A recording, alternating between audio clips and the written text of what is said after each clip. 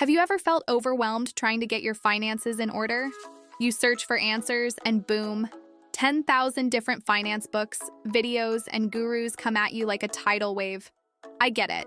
So I did something crazy. Over the last 12 months, I read 50 of the most popular finance books out there, from classics like Rich Dad, Poor Dad to modern favorites like I Will Teach You to Be Rich.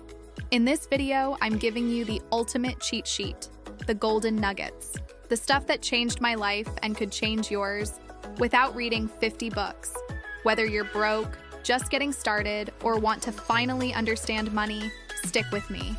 Here's what 50 finance books taught me that school, parents, and social media never did.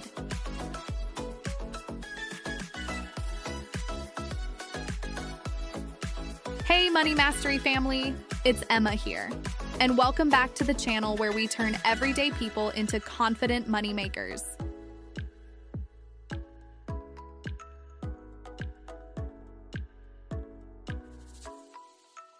Let's face it, personal finance can feel overwhelming. There's so much advice out there, and who has time to read 50 entire books on the subject?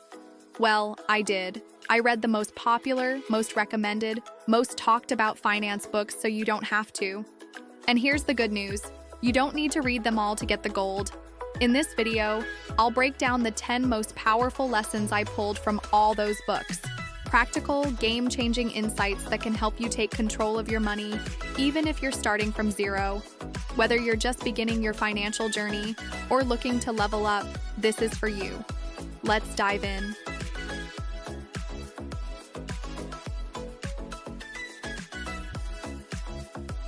1. Your mindset about money is everything. Book after book hammered this home. Your relationship with money determines your financial success more than your paycheck ever will. Rich people don't see money as scarce. They see it as a tool.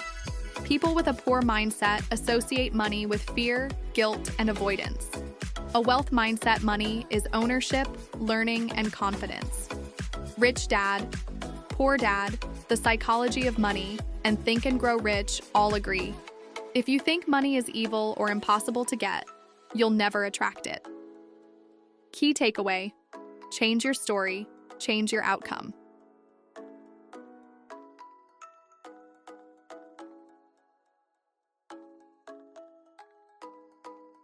2. Budgeting doesn't have to suck.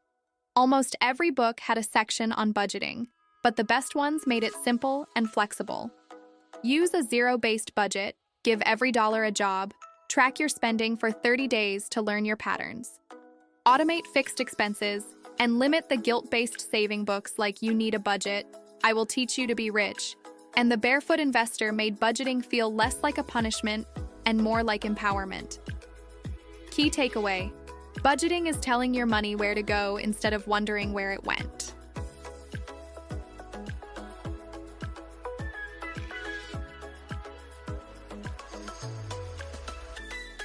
3. Pay yourself first. This was everywhere. Before you pay bills, pay yourself. Set up auto transfers to savings, investments right after payday. Even 10-week builds the habit. Treat savings as non-negotiable. The richest man in Babylon and Automatic Millionaire say this one move is how people build wealth quietly and consistently. Key takeaway: you don't get rich by what you earn, but by what you keep.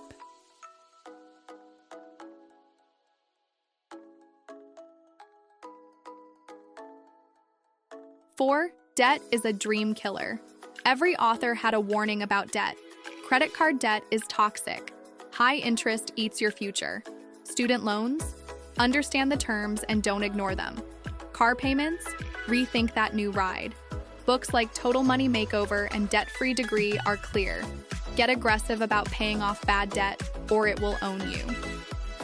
Key takeaway: debt makes you work for your past.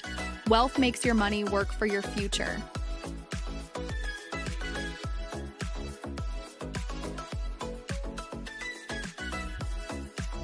5. Investing isn't just for the rich. This was one of the most eye-opening sections. Start with index funds. Low risk, steady return. Use Roth IRAs or 401ks to invest with tax advantages. You don't need thousands to start. 50-month is enough. Books like The Simple Path to Wealth and Money, Master the Game make it clear, the earlier you start, the more you win. Key takeaway: the best time to invest was 10 years ago. The second best time is now.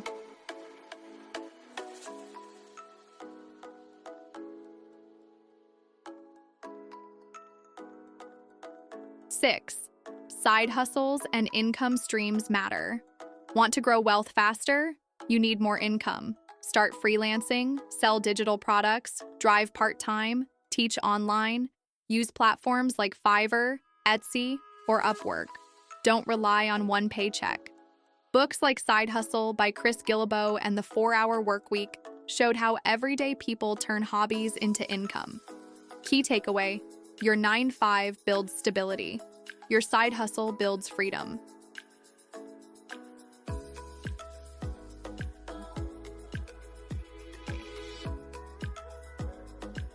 7, emergency funds are not optional.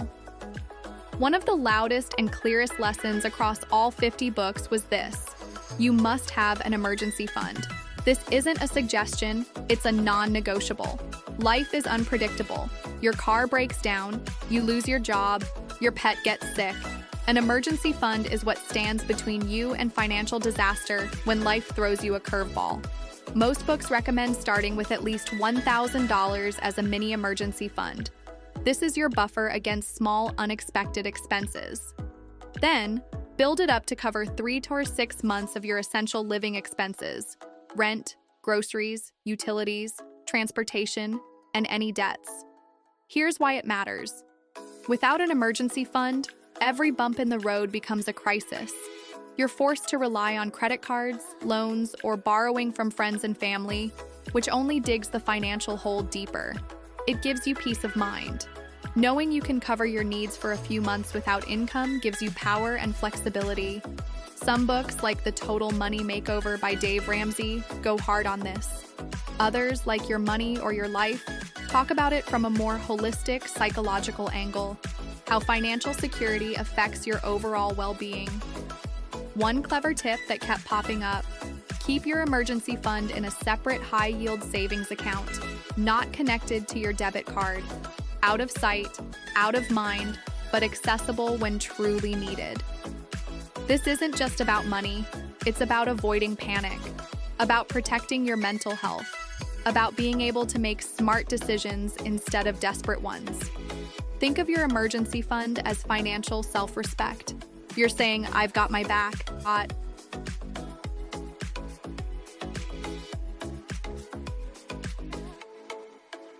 8, automation.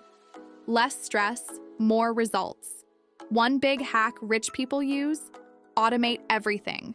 Auto pay bills, auto invest each month, auto transfer to savings books, like The Automatic Millionaire and Smart Women Finish. Rich explain how removing willpower from the equation leads to success.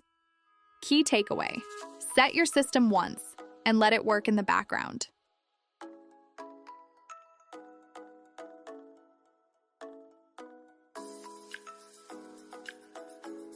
9, read books, yes, but take action.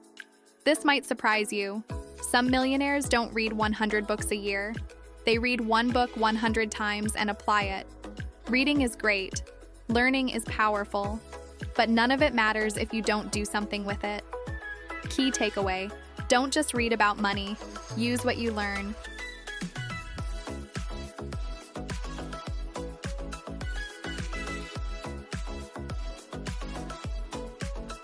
10, final thoughts.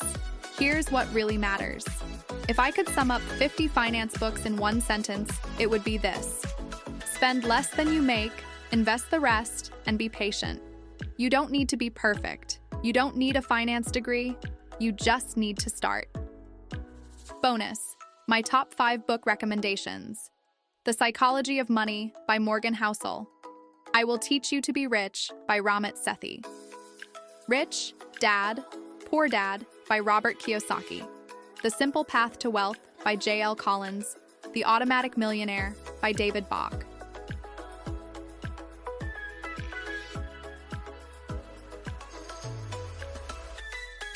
If this video gave you clarity, hit that like button.